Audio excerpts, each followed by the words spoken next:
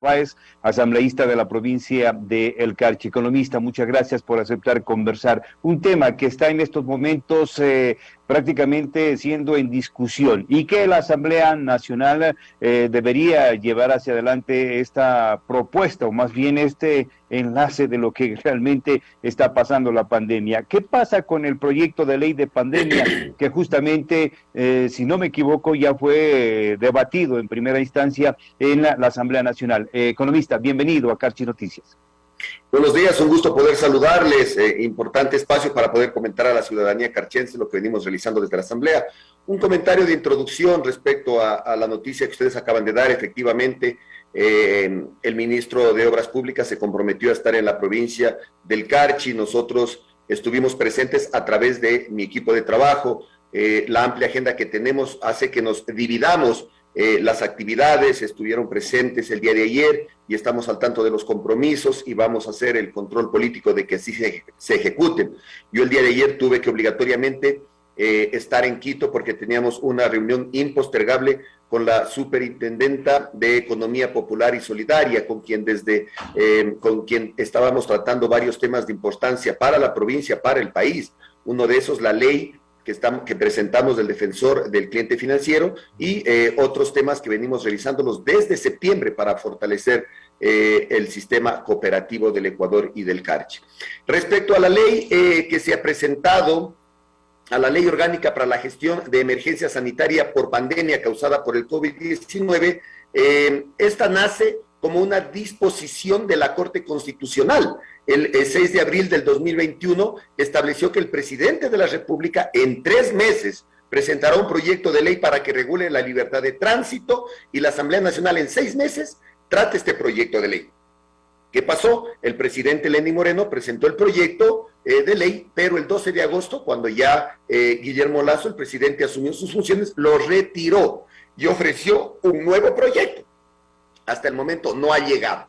En un acto de responsabilidad y de respeto a lo dictaminado por la Corte Constitucional, la Comisión de Salud, presidida por el doctor Marcos Molina, del Bloque Izquierda Democrática, presentó un proyecto para el primer debate al Pleno de la Asamblea, que lo que busca es normar cómo actuar, cómo debe el Estado y las instituciones actuar frente a situaciones similares a la pandemia. Ahí yo me quiero permitir hacer varias observaciones. Nosotros, como siempre lo hacemos, ¿no es cierto? Más que las palabras son las acciones. Hicimos nuestros aportes a este proyecto de ley, en primer lugar manifestando de que no puede ser una ley específica para el COVID-19, sino que tiene que ser una ley para cualquier pandemia que se pueda presentar en el futuro en el Ecuador, porque la Constitución establece que las leyes no son de carácter focalizado frente a un hecho determinado. Y otro aporte importantísimo que estamos haciendo es respecto a la estructura, el funcionamiento, la composición, las competencias que deben tener los COEs, el COE nacional, COE provincial, COE cantonal. Eso es fundamental para garantizar que el Estado responda de manera adecuada frente a hechos como estos. En esta ley, la observación que hacíamos es que se le da al COE una acción específica, pero el COE no actúa solo en pandemia. El COE actúa cuando hay deslaves, cuando hay inundaciones, cuando hay cualquier riesgo que atente contra los ciudadanos y el territorio nacional. Y por lo tanto, nosotros vamos a lograr empatar esta ley de pandemia que ya se revisó en el primer debate, con el gran Código Orgánico de Seguridad del Estado, que esta comisión en tiempo récord viene trabajando, en donde hay un libro que se llama Gestión de Riesgos. Hay un sistema de gestión de riesgos en donde vamos a establecer claramente las competencias, el funcionamiento y la estructura del COE. Entonces tenemos que empatar esta ley con nuestro Código Orgánico de Seguridad del Estado. Esperamos que este trabajo continúe, pero este COVID nos ha dejado una gran lección, nos ha puesto en evidencia la falta de preparación que el Estado tiene para responder frente a este lamentable hecho. Y como le digo, el Ecuador está expuesto a varios riesgos. Nosotros somos un país multirriesgo, erupciones volcánicas, inundaciones, deslaves, y hoy el COVID. Así que estamos trabajando de manera ardua. Muchas veces parecería muy fácil procesar una ley, pero lleva tiempo. Por ejemplo, este Código Orgánico de Seguridad del Estado que le comento está siendo revisado o procesado desde el 2017. Imagínese, Jairo, 5 años. pero nosotros en tiempo récord, en 7 meses, gracias a la eficiencia del equipo técnico que nosotros tenemos, lo vamos ya a presentar en el mes de febrero para el primer debate. Es decir, lo que no se hizo en 5 años, nosotros estamos lográndolo en apenas 7 meses. Esa es la forma de trabajar en la Asamblea. Economista, las resoluciones que presenta el COE Nacional muchas veces han sido discutidas y más que todo también en base a la Constitución se habla, y que los únicos que pueden llevar hacia adelante cambios, reformas, es la Asamblea Nacional. Esto ha provocado una serie de reacciones, pero ¿qué decir ante eso? La cuestión de la vacunación, el tema de algunas resoluciones que determinan el tema de la presencia o presentar el certificado de vacunación. Bueno, todo esto, ¿qué decir desde la Asamblea? Todos estos elementos se tienen que normar por la ley, porque cuando hay restricciones de derechos, estos deben ser sujetos a un proceso que no atente contra nuestras libertades y que garantice nuestros derechos.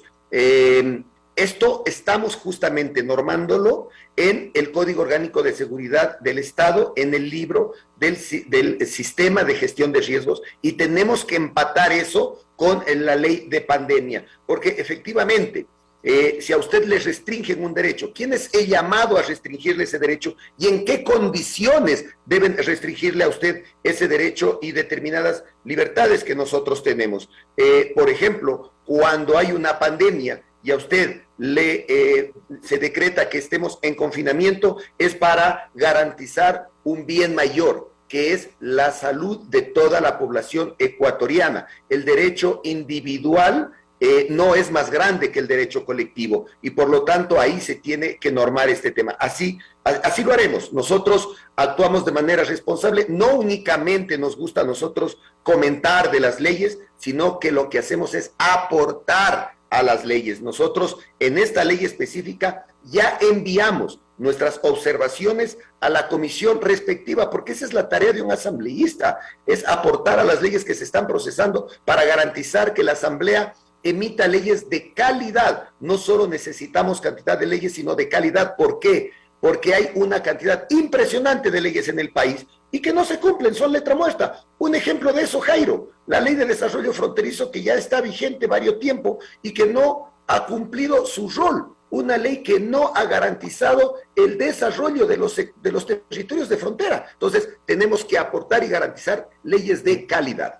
Antes de ir a esta ley orgánica de desarrollo, porque veo que ha sido pues reformada en un gran porcentaje de su redacción. El hecho, a ver, esto de los grupos colectivos antivacunas, ¿qué decirles? Porque ellos discuten que no se debe obligar a vacunar a los ciudadanos, pero de todas maneras, desde la Asamblea, ¿qué decir ante estos pronunciamientos? Bueno, afortunadamente en el Ecuador esos movimientos son mínimos. En otros países se han logrado consolidar, pero en el Ecuador son mínimos. Ahora, yo respeto los criterios de las personas que piensan diferente. No todos podemos pensar igual, no todos podemos pensar de la misma manera. Pero ¿qué tiene que primar? El bien común, el bien mayor. Claramente, los especialistas en estos temas nos indican que las mutaciones del virus, que las nuevas variantes del virus se generan precisamente en aquellas personas que no se han vacunado, y por lo tanto eso demora o vuelve más lento el proceso de combate y de lucha contra este virus. Por lo tanto, tienen que generarse procesos de vacunación, y muchos estados, como mecanismo de presión para que lo hagan, han generado procesos de restricción de derechos, como por ejemplo obligarles a presentar el carnet de vacuna para que ingresen a determinados espacios, y eso es lo que se tiene que normar a través de la ley. ¿Cuál es la realidad? Hoy día que tenemos 2 dosis, la mayoría de las personas que se han vuelto a contagiar presentan síntomas que no los llevan, o que la probabilidad de muerte es mínima, pero en aquellos que no se han vacunado, la probabilidad de fallecer sigue siendo más alta que aquellos que ya se vacunaron, y eso estadísticamente está comprobado. Por lo tanto, es una responsabilidad pensar en el bien mayor, pensar en el bien común, más que en el individual, más que cualquier tema ideológico, tenemos que pensar en lo que es beneficioso para toda la colectividad. Qué bien, vamos rápidamente y me gustaría si la próxima semana podemos extender esto de la Ley Orgánica de Desarrollo Integral Fronterizo, porque la Comisión de Soberanía, Integración y Seguridad Integral decidió ante el cambio de 175% de la Ley Orgánica de Desarrollo Fronterizo en base a las recomendaciones. ¿Cómo está esto realmente?